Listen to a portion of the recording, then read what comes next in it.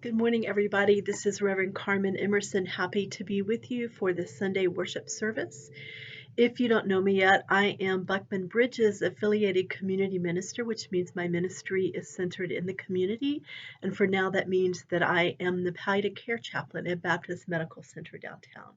So happy to be with you this morning, happy to be worshiping with you, and I can't wait till we can do that in person.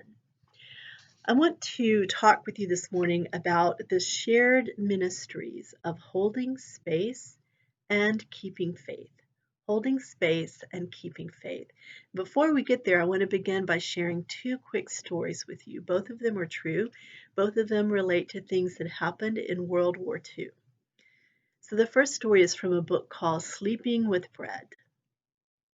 During the bombing raids of World War II, thousands of children were orphaned and left to starve.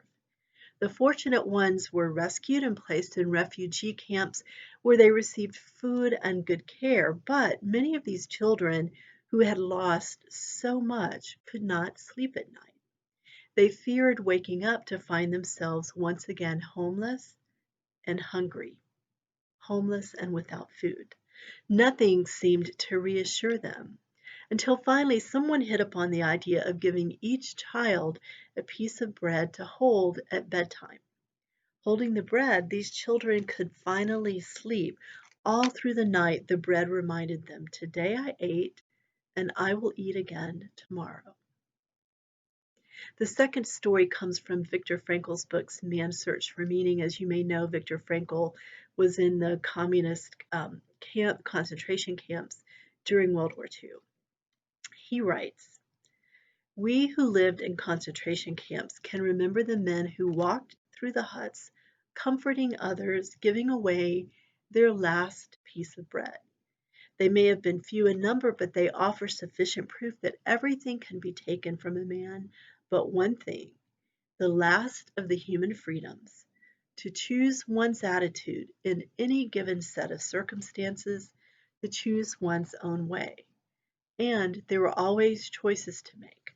Every day, every hour offered the opportunity to make a decision which determined whether you would or would not submit to those powers which threaten to rob you of your very self, your inner freedom."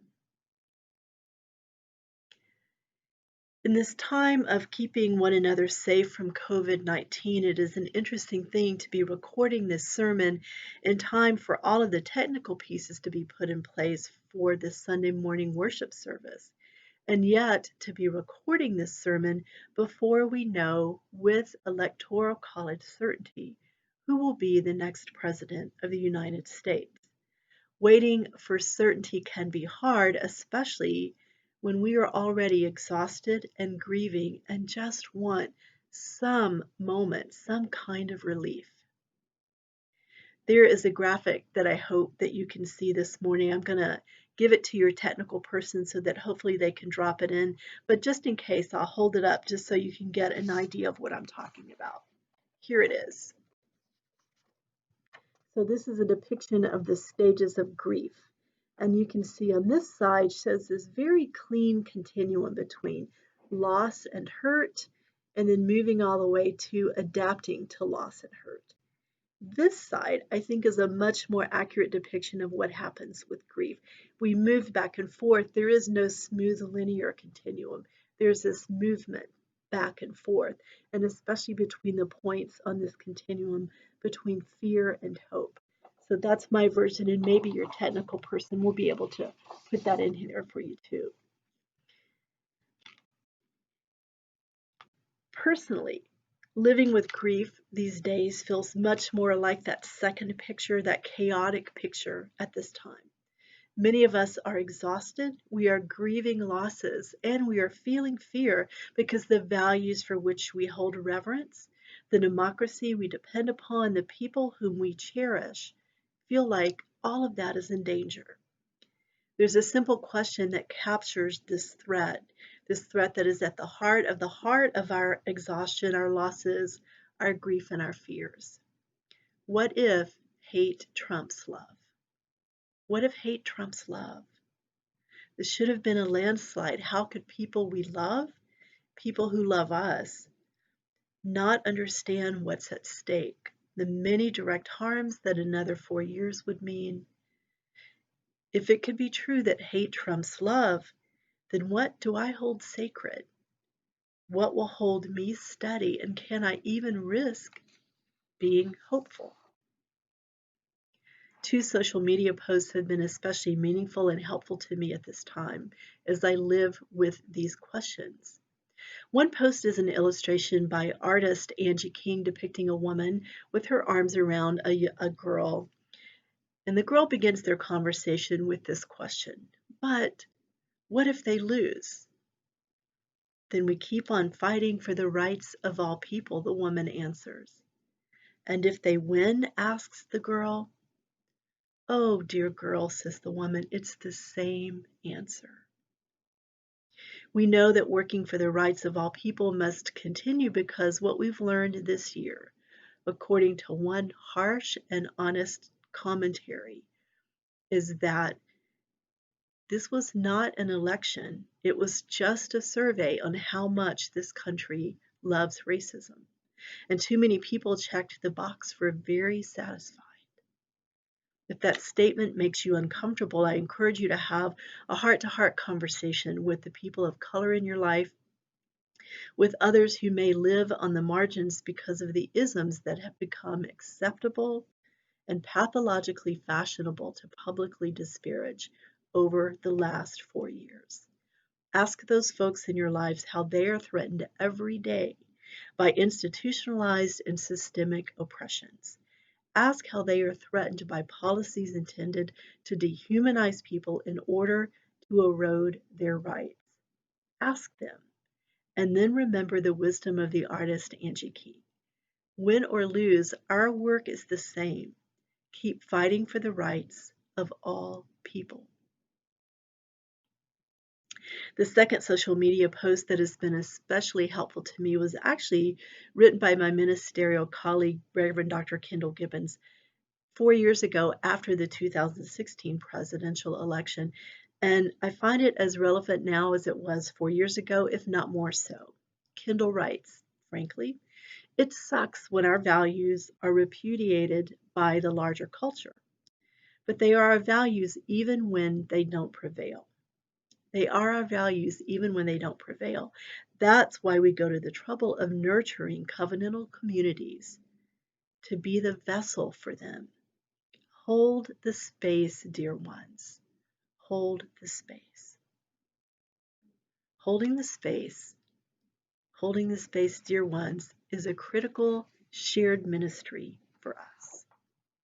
As Unitarian Universalists, we gather Sunday after Sunday to hold this faith, to nurture our covenantal communities, to take our covenants seriously so that we can know ourselves and one another better, get clear about ways that we will be compassionate, courageous people of faith whose values are worth articulating clearly and taking into our communities as we fight for the rights of all people.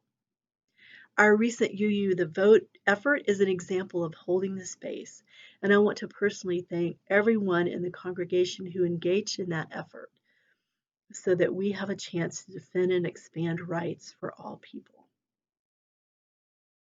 We hold this space also because we need time with people with whom we can be at ease, people with whom we can share comfort when we're grieving and hope when we're anxious and afraid. Martin Luther King once counseled that we must, quote, accept finite disappointment, but never lose infinite hope. Keeping faith with infinite hope feels almost impossible right now, though I'm more encouraged as the time goes by. But keeping faith with infinite hope feels really hard right now, in the same way that calls for compassion for those who've behaved so very badly feels too generous right now. But as a person of faith, as a Unitarian Universalist minister, I am determined to keep infinite faith with hope because I understand the power of hope. Authoritarian leaders, real, fictional, or aspirational, they lament that hope is a dangerous thing because hope trumps fear. Hope trumps fear. Holding the space and keeping faith requires something definitive from us. And the first is understanding that neither is a solo endeavor. Both are shared ministries between and among us, and just like the bread that was offered to refugee children and the bread offered from one prisoner to another in harsh and hopeless conditions, we must offer hope to each other as comfort in times of grief, as sustenance in times of endeavor, and as affirmation of that inner freedom of choice that we you use might name as the worth and dignity inherent in every human being. Hope is different from wishful thinking or a delicate feeling. Please understand that.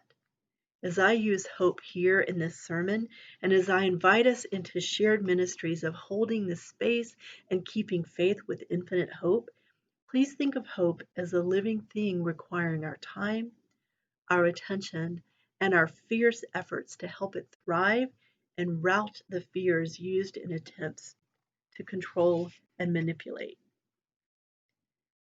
Holding space and keeping faith with infinite hope also require us to be able to say who we are as religious people in order that we may send out the beacon for those looking for people who share our Unitarian Universalist values. So how to do this? One thing to do is learn the mission of your church and learn the covenant of your church and commit to being guided by both in the programming and governance of your congregation. Your mission is your guiding star. It's why you are in the business of being a church together. And your covenant describes the way you are committing to being in relationship with one another as you work together to fulfill the mission of your congregation. The second thing to do is to develop a spiritual practice that incorporates reflection on our 7 principles and our 6 wisdom sources. Our principles and sources reflect our ethics, our values, and our theological groundings. They're what move us beyond being a social club with really great intentions and move us towards being a religious community of free thinkers and fierce lovers of freedom. Deepening your understanding of the principles and sources can help you articulate your values in ways that serve as affirmation and invitation to others looking for safe space held sacred by a religious community of courage and compassion, for people with whom to cast their lot as they endeavor to secure equal rights for all people. Finally, holding space and keeping faith with infinite hope require us to be vulnerable, knowing that there will be times when we are in need of offering hope to another person. There will be times when we are in need of receiving such an offering from another person. Times when we are sustained by offering the gift of hope, times when we are sustained by receiving the gift of hope. Just like those times when the children and the refugee children needed to be comforted by the gift of bread, and those times when prisoners held the best space within themselves by giving their bread away.